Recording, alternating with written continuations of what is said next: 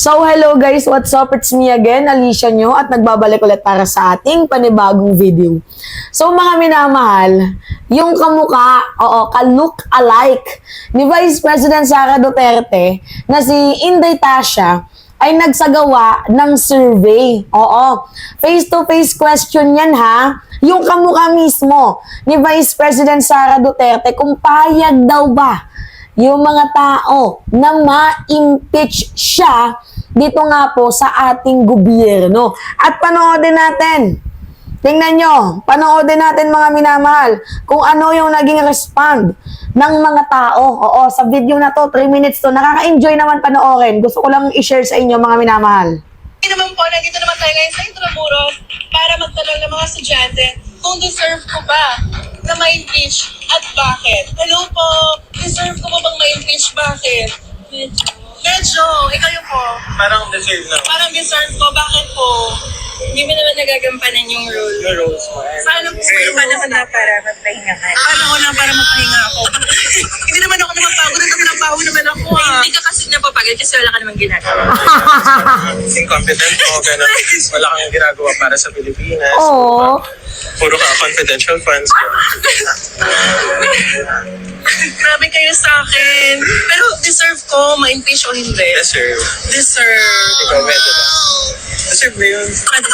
Oh, yun lang. Maraming salamat. Hi, Bes! Bes, may tanong ako sa'yo. Deserve ko bang ma-impeach? Bakit? For me po is hindi. Hindi. Bakit? So far, nakikita ko kung paano po kayo maging isang ganap na tao. Ay, Okay. tao? Bilang isang tao. Yes Ikaw ba? po. Ay, hindi. Hindi, sakto Diyosa? lang. Ay, laro. Ate, deserve ko bang ma-impeach? Impeach, sarap. Bakit naman po ako deserve ma-impeach, ate? Explain nyo kung bakit deserve ko ma-impeach, ate. Kasi, bakit ka magnanakaw tapos yung pera ng tao ginagamit mo para sa pocket mo? Hindi totoo yan! Deserve ko ma-impeach. Deserve. Thank you so much.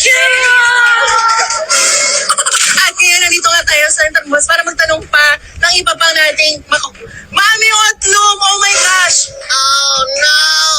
Si Mami Otlum, tanongin natin siya. Nakakatawa. Mami Otlum, ano ba sa tingin mo, deserve ko ba na ma-impeach at bakit? Bibi Tasha? Sa totoo lang po, binoto ko kayo, hindi niyo po kalaban ha. Pero kamumura niyo po tayo mga Pilipino, bakit ako ma-impeach na kayo, would you mind? Pero deserve ko ba na ma-impeach, Mima? Kung tutusin po natin. Harapin mo ako. Deserve ko ba ma-impeach, Mima? Dapat lang! Dahil masyado niyo kami niyuyurakan. Sa totoo lang, ma'am, alam niyo po ba? Ikaw, ibinoto ka namin, dapat bigyan niyo kami ng dangal sa buong mundo. Tama. Ano pa ang sisira sa amin? Simpleng paliwanag lang ng matematik para sa iuulat mo sa amin ang pera ng bayan. Hindi mo pa maiulat!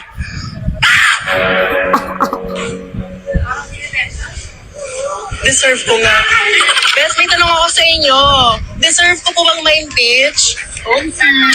Sim? So tama, deserve ko ma-impeach. Deserve ko ma-impeach, hindi. Yes. Yes. Ikaw, kuya. Yes po. Yes.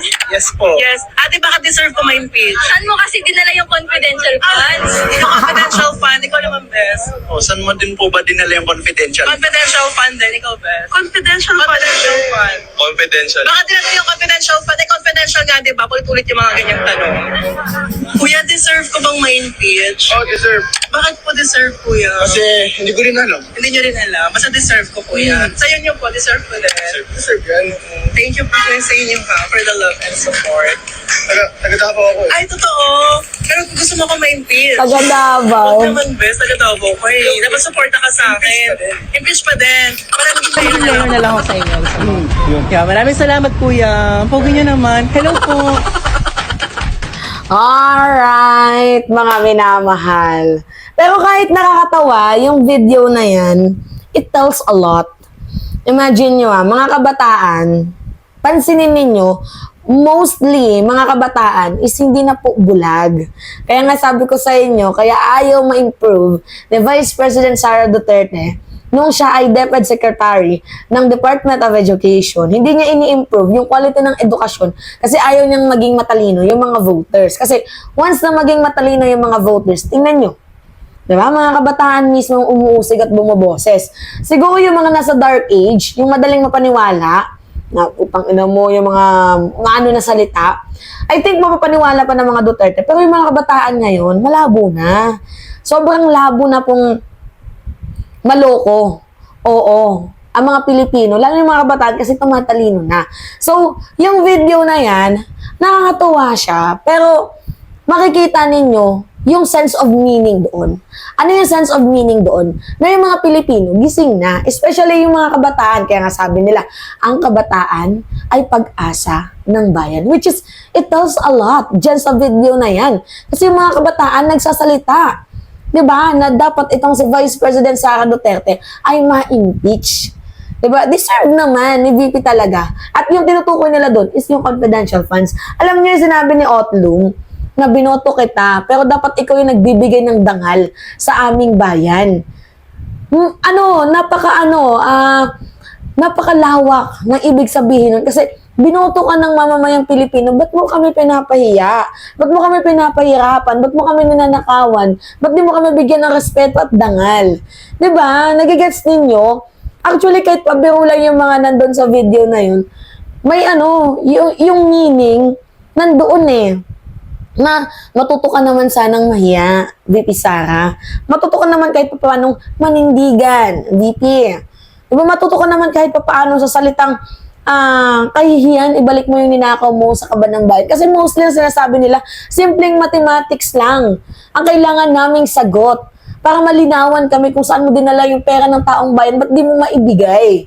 Simple lang naman, mga minamahal, kung meron ka talagang maisasagot. Simple lang naman talaga kung alam mo kung saan mo dinala yung pera, simple lang eh. Kaso ano yung nangyayari? Mga minamahal, wala, di ba? So, para sa akin, ang mga kabataan ay mulat na. Katulad ko, mulat na din ako sa katotohanan. Matagal na akong, binoto ko din naman si Vice President Sara Duterte.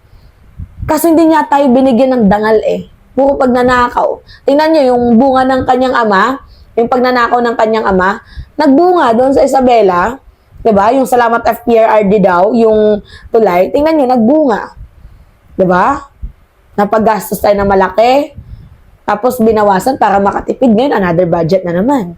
See? 'Di ba? Nagigets niyo yung punto. Alright, mga minamahal, yun po. Anyway, it's me again, Alicia nyo, at nagbabalik ulit para sa ating panibagong video. Pahingin lang ako ng comments, like, and share, mga minamahal, and also don't forget to click the subscribe and hit the notification bell for more update. Yun lamang po. Ingat, mga kababayan.